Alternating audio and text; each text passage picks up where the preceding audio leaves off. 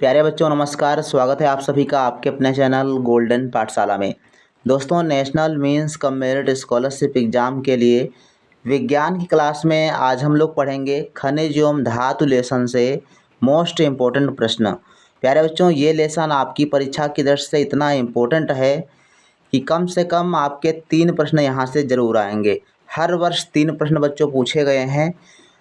मैं गारंटी देता हूं कि अगर आप इस वीडियो को ध्यानपूर्वक देखेंगे, जो भी प्रश्न आपको नहीं आता है आप पढ़ लेंगे, याद कर लेंगे, तो 3 प्रश्न आपका इसी वीडियो से आएगा।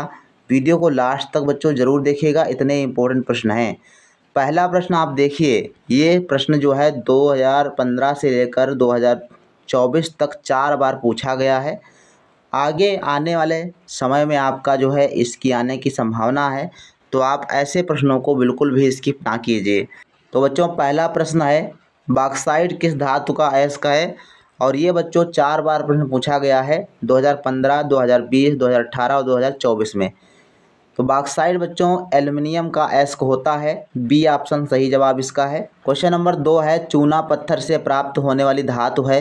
2024 में बच्चों आया हुआ प्रश्न है और इसका राइट आंसर हो जाएगा चूना पत्थर से प्राप्त होने धातु कैल्शियम है। B option is the right answer.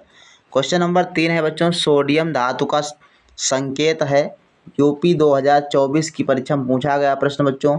तो सोडियम का जो संकेत होता है वो Na होता है और N जो होता है वो नाइट्रोजन का होता है। ये सिलिकॉन है।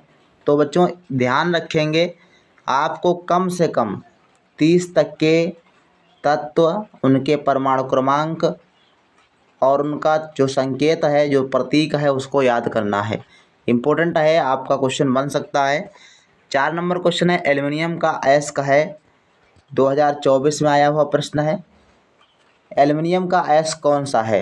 तो हम सभी जानते हैं बॉक्साइट है। अब देखो, यही प्रश्न हमने ऊपर आपको बताया था कि 4 बार प्रश्न पूछा गया और सेम यही प्रश्न यहाँ पर दिया गया, केवल ऑप्शन बदले गए हैं। ऑप्शन यहाँ पर सूत्र मतलब दे दिया गया, इनका फार्मूले दे दिए गए। तो एल्युमिनियम का अयस्क है बॉक्साइट और बॉक्साइट में जाहिर सी बात है एल्युमिनियम होगा। तो एल्युमिनियम देखो डी ऑप्शन में Al दिया गया है, यही आपका राइट आंसर हो जाएगा। Al2O3 into 2H2O। तो ये एल्युमिनियम का अयस्क है, इसको बॉक्साइट कहते हैं। क्वेश्चन नंबर 5 आप देखो, सेम प्रश्न है, बस थोड़ा सा अंतर कर दिया गया है। बॉक्साइट है, यहाँ पर एल्युमिनियम का अयस्क पूछा गया, यहाँ पर बॉक्साइट पूछा गया। तो सेम चीज़ें हैं, केवल थोड़ा सा अंतर करके आपसे पूछता है। ये 2024 में पूछा गया, ये 2020 में पूछा गया प्रश्न। तो इसका बच्चों राइट आंसर हो जाएगा Al2O3। बी ऑप्शन आपका सही जवाब हो जाएगा। क्वेश्चन नंबर 6 है जिप्सम अयस्क है। जिप्सम बच्चों किसका अयस्क है? 2016 और 2023 की परीक्षा में पूछा गया प्रश्न है। तो जिप्सम बच्चों कैल्शियम का होता है। बी ऑप्शन आपका राइट आंसर हो जाएगा। तो कैल्शियम और बॉक्साइट अभी तक काफ़ी इम्पोर्टेंट जो है आपने देखा। इसके बाद ये प्रश्न देखो, ब्रास निम्न में से किसकी मिश्र धातु है? अब सेम प्रश्न यही नीचे 8 नंबर लिखा है, पीतल की अवयवी धातु है। ब्रास को ही पीतल कहा जाता है। अब बस सेम ऑप्शन आपके यहाँ पर हिंदी में लिखे हैं, यहाँ पर आपके संकेत के रूप में लिखे हैं। ये देखो प्रश्न 2009 और 2022 में पूछा गया, ये 2023 में प्रश्न पूछा गया। इसका मतलब ये प्रश्न 3 बार पूछा गया और भाषा बदली गई। तो आप लोग इन प्रश्नों को नोट जरूर कर लीजिए, काफ़ी इंपॉर्टेंट बच्चों प्रश्न हैं। तो ब्रास निम्न में से किसकी मिश्र धातु है? तो जो तांबा और जिंक होता है इसका मिश्रण होती है ब्रास। तो सी ऑप्शन सही जवाब हो जाएगा, तांबा और जिंक। तो तांबा को कापर कहते हैं, जिंक को जेडैन कहते हैं। तो Cu तथा जेडैन, इसका ए ऑप्शन 8 नंबर का भी सही हो जाएगा।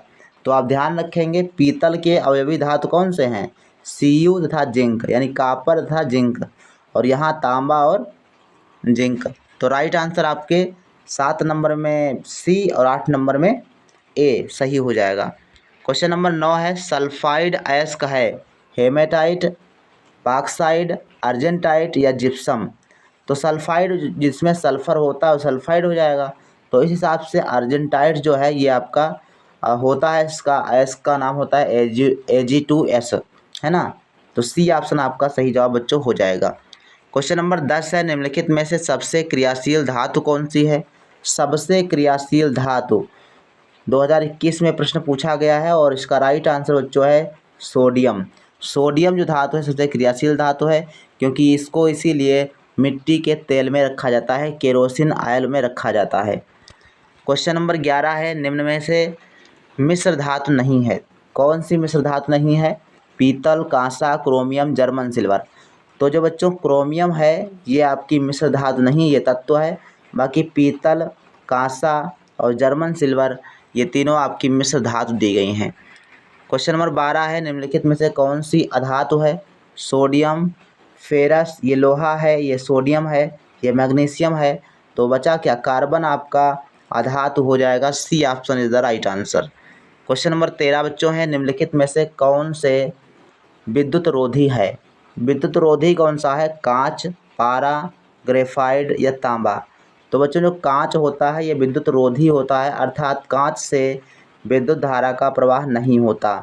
बाकी पारा, ग्रेफाइट और तांबा ये सभी विद्युत के सुचालक होते हैं।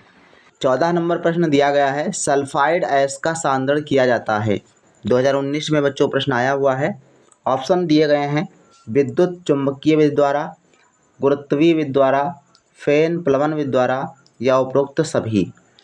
तो सही आंसर बच्चों हो जाएगा विद्युत चुंबकीय विधि के द्वारा सल्फाइड अयस्क का सांद्रण किया जाता है।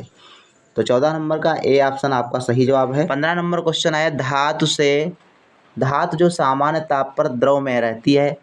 तो सामान्य ताप पर द्रव की अवस्था में धातु रहती है बच्चों पारा। ध्यान रखेंगे जो पारा है वो धातु है।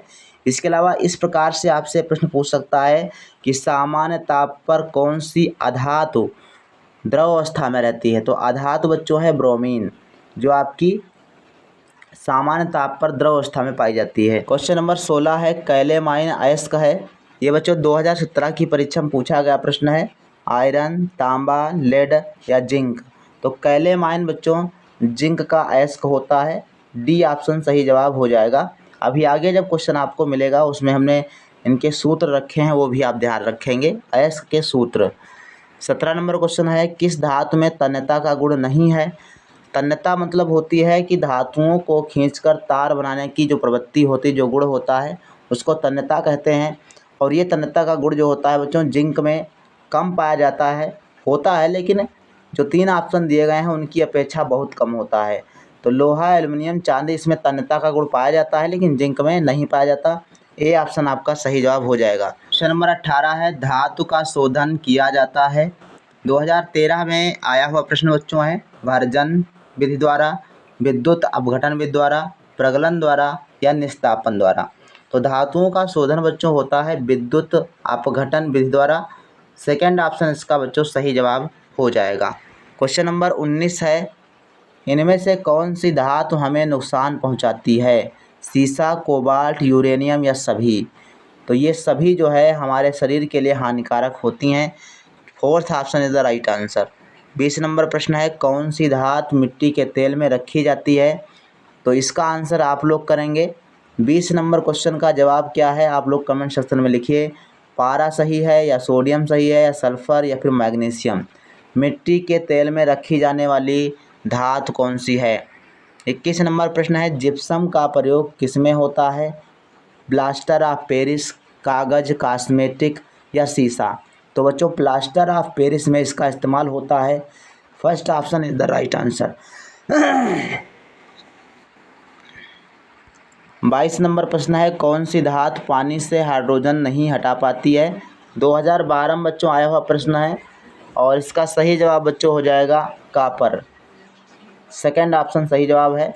23 नंबर प्रश्न है, गंधक, एल्युमिनियम व ऑक्सीजन तत्व किसमें उपस्थित हैं? काफ़ी इंपॉर्टेंट प्रश्न बच्चों आए और यहाँ से आपका प्रतीक संबंधित प्रश्न पूछा गया।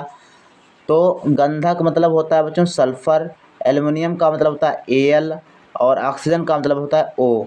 तो जो ये तीनों प्रतीक जहाँ पर आपको दिख जाए वही आपका राइट आंसर हो जाएगा। तो ये बच्चों Al2SO4 का होल थ्राइज, इसमें आपका राइट आंसर थर्ड ऑप्शन बच्चों हो जाएगा, जिसमें Al भी है, सल्फर भी है और ऑक्सीजन भी है। क्वेश्चन नंबर 4 है, पिग आयरन में लोहे की मात्रा लगभग होती है तो पिग आयरन में बच्चों लोहे की मात्रा 93% होती है, ध्यान रखेंगे।